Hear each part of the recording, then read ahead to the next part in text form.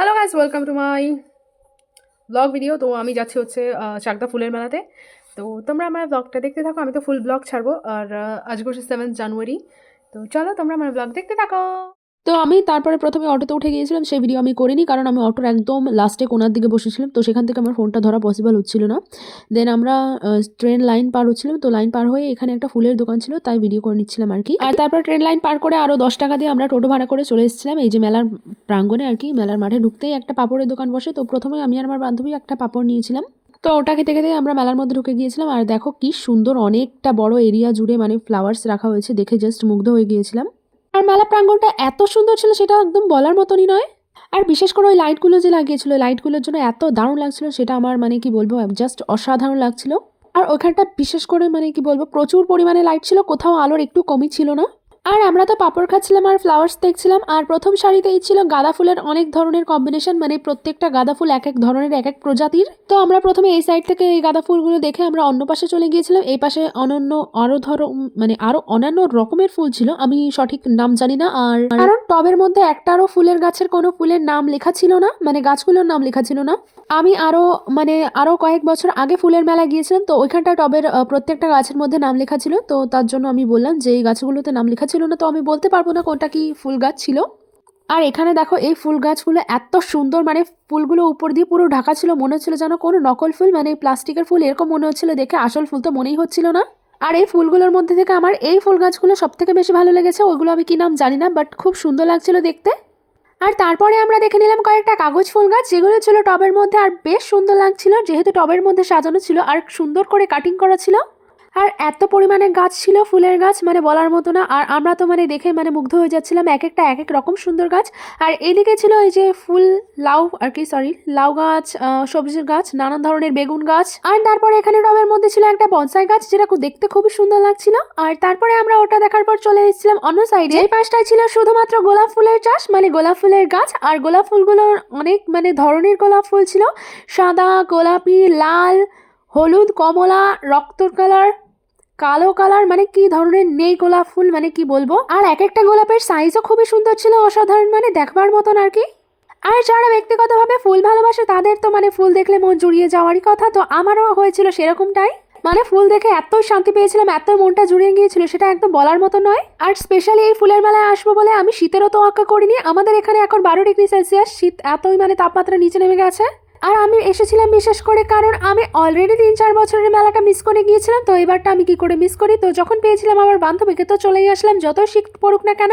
আর তোমাদের আমি কত ধরনের গোলাপ ফুল গাছ দেখাবো তার ঠিক নেই, কারণ আমার তো মানে ফুল মানে ভিডিও একদম করতে করতে আমার ফোন মানে ফুল হয়ে যাচ্ছিল, বাট আমার ভিডিও করার জন্য গাছের কম পড়ছিল না।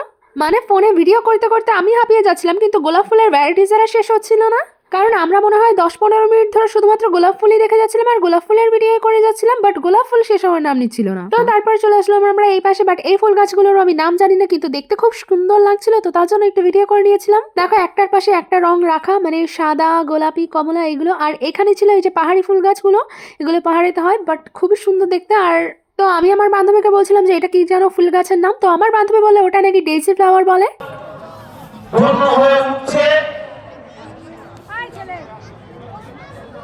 এবং এখানে শিশু থেকে বৃদ্ধ পর্যন্ত সকলেই এসে এই মেলা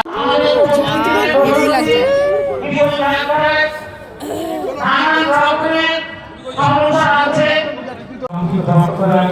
আমাদের সংসার অন্যতম প্রতিষ্ঠান চক্রবর্তী মানুষ।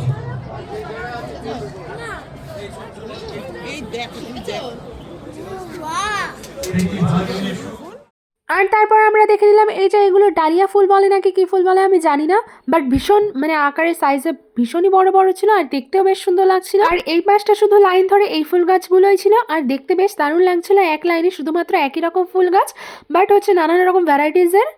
আর এই ফুলগুলোরও প্রচুর সম্ভার ছিল গোলাপ ফুলের মতনই, মানে গোলাপ ফুলের যেরকম ভ্যারাইটিস অনেক ছিল, এই ফুল গাছগুলোরও ভ্যারাইটিস প্রচুর ছিল। দেন আমরা দেখতে গিয়েছিলাম ফলের গাছ, এখানে ছিল কমলা লেবু, জলপাই, ছোট পাতিলেবু, নাশপাতি, প্রচুর গাছ ছিল ফলের। আর তারপর ফলের গাছ দেখে কমপ্লিট করার পর আমার বান্ধবী বলছিল ও আবারও সবজির গাছ দেখতে যাবে। তো সবজির গাছ দেখতে তো ও চলে গিয়েছিল, বাট আমি সবজির গাছের এখানটা গিয়ে আর কোনো ভিডিও করিনি, কারণ ওগুলো হচ্ছে কমন, মানে আমাদের এখানটা যা পাওয়া যায় সেগুলোই, বাট আকারে কিছু বড় ছিল ছোট ছিল এরকম টাইপ অফ মানে ভ্যারাইটিস অফ ছিল, তো তার জন্য আমি আর ভিডিও করিনি ওইগুলোর।